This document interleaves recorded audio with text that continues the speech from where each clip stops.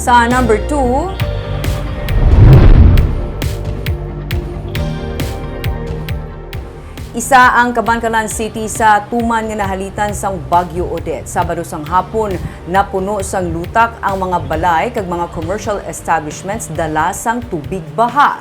Pero mabudlay ang pagpaninlo bangod wala sang kuryente kag tubig. May report si Nico Delfin. Pasulod pa lang sa Cabancalan City, makita nang halit nga dala sang Bagyo Odette sa syudad. Ang signage ng sininga gas station natumba.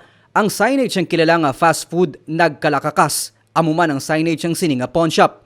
Ang commercial establishment palibot sa plaza nabulit sang lunang. Sa isa ka grocery store, ginapaubas ang tsinelas sa mga nagasulod nga customer kay wala na sila sang tubig nga itinlo sila sa log. Wala sang supply sang tubig kag kuryente sa syudad. Ang plaza, mga 2 inches ang kadalumon sang lunang. May mga dalago nga puno sang akasya nga nagkalatumba. Ang mga empleyado sang sininga gas station masako man sa pagkakas sa mga lunang sa ilang gasolinahan. Ang mga baligyaan sa palibot sang merkado ang natamaan. Ang ini nga baligyaan nataasa na pero tagahawak ang tubig baha. Ang mga sales lady nagapadayoy na sa pagbaligya samtang nagapanilo sa gihapon sang ila baligyaan. Ang mga baligya nga na-display basa sa baha. Pati na mga flat screen TV. Kada mo kulang ka magid wala din. Uy, mo pa lang nin. Wala na ko tuwing bagyo. First time, nga muli ko tasan ko day. Oo. Kaya mga baligya kay pangugasan kita na. TV, bulo-ubos Wala nila. ka. Guguba na. Alam ko tang kan. Ang flat screen lang sa karton pang bakal. Oo. Yan pa yung tanggal sa pila. Nagpo-post lang pag TV. Sinaway na basa. Ang ini naman nga mag-asawa taga-ilog pa. Nagbakal sila sang solar panel kay wala man sang kuryente sa ilang lugar. Ano ma'am? Dugay-dugay po kuno makuan ma. Kurente ha? Anong damage niyo balay? Ang amon lang sa tubig namon nagala hukas ang ato. Pero ang amon balay okay lang. Kana abot dahil yung dulo.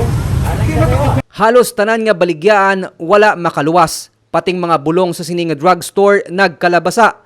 Hindi na mapuslan.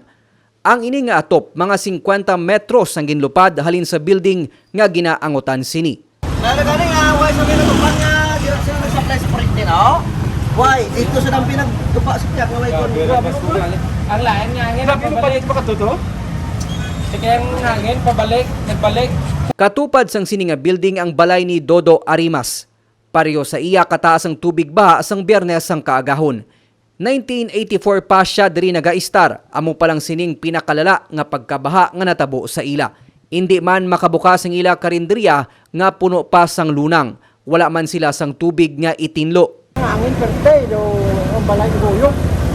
Nakululbaan. Hindi mo na sula kita tanan. Way, Hindi mo na tubig. Wala ka rin tubig. Wala ko rin din. Grabe. Kapag live.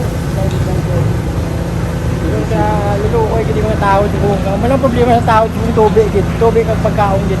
Sa tabok sang City Hall, may naanod pa nga truck sa baha. Sa unhan sini, may duwa pagid ka mga salakyan nga naanod man sa baha pakadto sa sini nga kampo. Sa record sang Cabancalan City PNP, as of December 20, may 9 na tanan ka mga persona ang nasapwan nga patay, samtang 6 pa ang missing. Magapadulong didto si Presidential Candidate Bongbong Marcos kag Vice Presidential Candidate Sara Duterte Carpio para magpalabot sang bulig sa mga nahalitan sang bagyo. Siniman nga hapon ginapaabot ang pagbisita ni Presidente Rodrigo Duterte. Nico Delfin para sa DigiCast Negros.